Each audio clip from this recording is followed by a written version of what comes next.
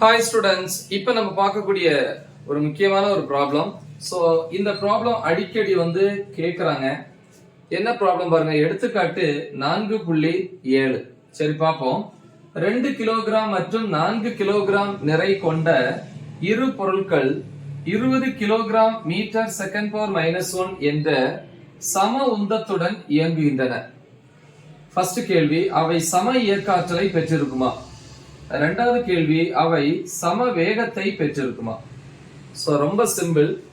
So first நம்ம தகவல் எழுதலாம் இல்லையா? தகவல்ல என்னென்ன கொடுத்திருக்காங்க அப்படின்னு பார்ப்போம்.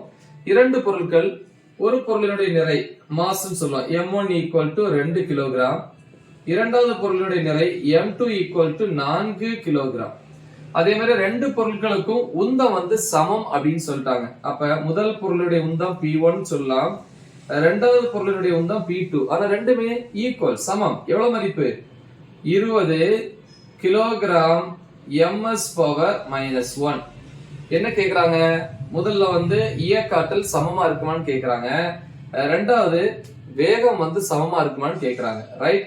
எனிவே நம்ம தீர்வுக்குள்ள போயிடலாம். தீர்வுல முதல்ல நம்ம இயக்காற்றல் கண்டுபிடிக்கணும் இல்லையா? இயக்காற்றல் 1 அப்படின்னு போட்டுக்கிறோம்ல. ரெண்டு பொருளுக்குமே தனித்தனியா கண்டுபிடிச்சாதான் நம்ம செக் பண்ண முடியும் ரெண்டு பொருளுக்குமே இயக்காற்றல் சமமா இருக்கு அப்படின்ட்டு. அதனால முதல்ல ஏன்னு போட்டுக்கிறேன். முதல் பொருள் இல்லையா, m1 = 2 கிலோகிராம். அதே மாதிரி முதல் பொருள்னா உந்தம் P1 = 20 kilogram ms power -1. So நம்ம ஏற்கனவே ஒரு டாபிக் படிச்சிருக்கோம். அந்த டாபிக் நான் அப்லோட் பண்ணியிருக்கிறேன்.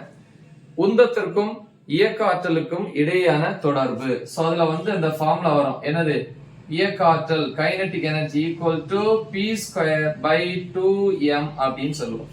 அதேதான் இங்கேயும். சரியா? அப்ப இயக்க ஆற்றல் அப்படின்னா கைனடிக் எனர்ஜினா இயக்க ஆற்றல் முதல் பொருளுக்கு இல்லையா?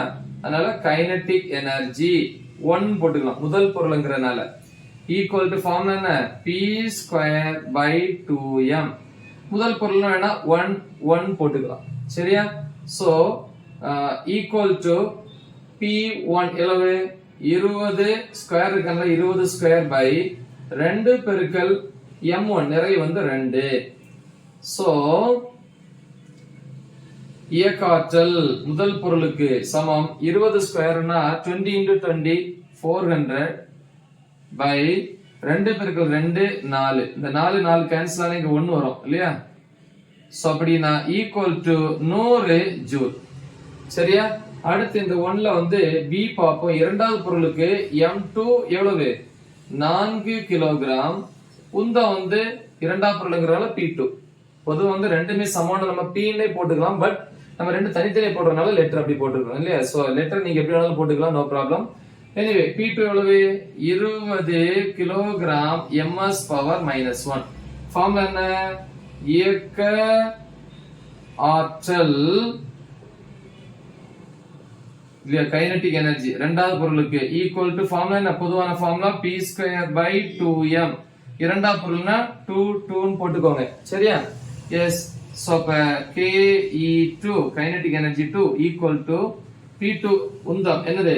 20 ஸ்கொயர் இருக்கு, ஸ்கொயர் பை 2 பெருக்கல் m2 எவ்வளவு? 4 ஈக்குவல் டு 20 ஸ்கொயர் 400 பை 4 பெருக்கல் 2 என்னது? 8. இப்ப இயக்க ஆற்றல் இரண்டாவது பொருளுக்கு இங்க ஒரு 4, இங்க 2.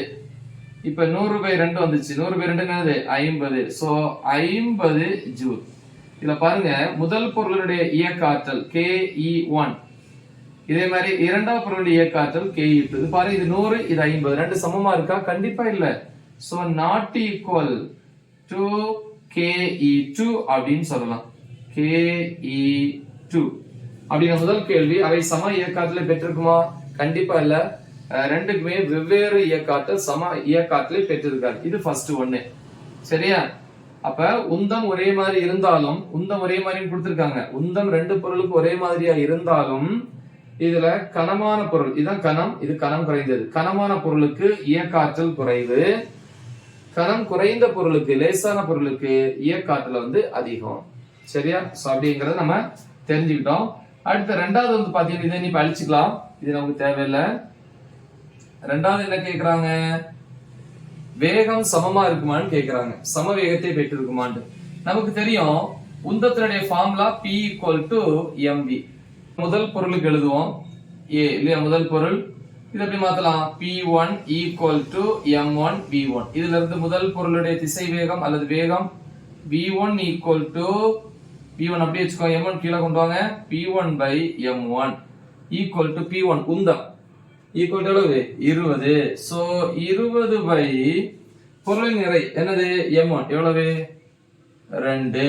அப்ப 20/2 என்னது v1 = 20 2ஆல வகுத்தீங்கன்னா 10 வரும். அப்ப 10 ms⁻⁻1 அலகு. அடுத்து b இரண்டாவது பொருளுக்கு அப்ப என்ன ஒரு ஃபார்முலா P2 ன்னு போட்டுக்கலாம், m2 v2. இதுல இருந்து v2 அப்படியே வச்சுக்கோ, m2 கீழே கொண்டு வாங்க, P2/m2. அப்ப v2 = P2ங்கிறது இரண்டாவது பொருளுடைய உந்தம். முதல் பொருளா இருக்கட்டும் இரண்டாவது பொருளா இருக்கட்டும் ரெண்டுமே உந்தம் சமம் அப்படின்னு சொல்லியிருக்காங்க. அப்ப அதுக்கும் வந்து 20/m2. இரண்டாவது பொருளுடைய நிறை எவ்வளவு 4.